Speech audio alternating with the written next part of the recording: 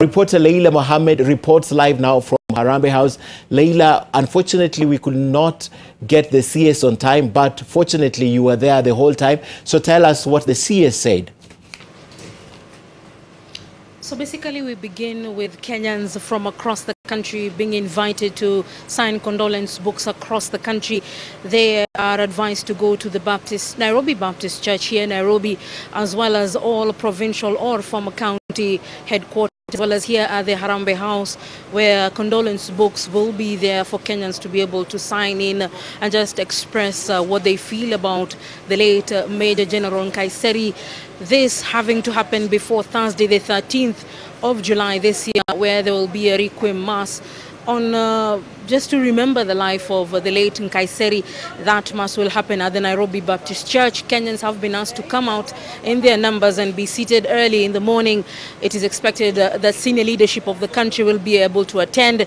And then the late Major General of the Kenya Army will be laid to rest at his home in Bisil, Kajiado County on Saturday. There, the committee just clarifying to basically the media, they had earlier requested them to perform an accreditation process, which CS Mailu has now said on because of the concerns of what the media had come across, it would be open to all persons who want to cover the event, only that there will be need for the media houses to communicate with the family in terms of capacity of the home and just to prepare themselves of who and who is coming.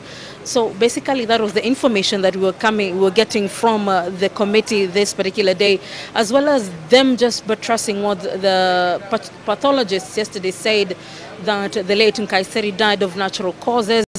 These natural causes were basically a heart problem, and there should be no room for any persons within the country to basically speculate over the cause of his death. He says the family has felt a bit of that Kenyans in various parts of social media have come out to over speculate and probably put more pressure on the family that is already in mourning and give all mannerisms of explanations as to what caused the death of the late Major General. We remember that he was a very active man.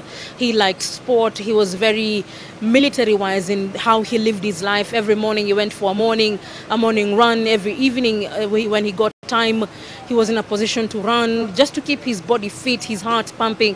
But sometimes when death comes calling, basically, and the natural causes in such a scenario, we find that the general had died of a cardiac arrest, and the family seems to believe that we should give them the respect that they deserve.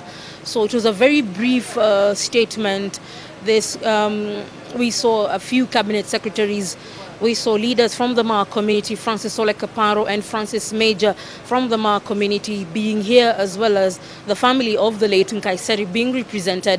And they were singing one song and asking Kenyans to sign their condolences, to send out their messages, and to basically stop the speculation in terms of how the Major General died. So for now, all we know is that they're planning how he will be celebrated on the 13th and finally laid to rest on the 15th, that is this Saturday, at his Kajiado home.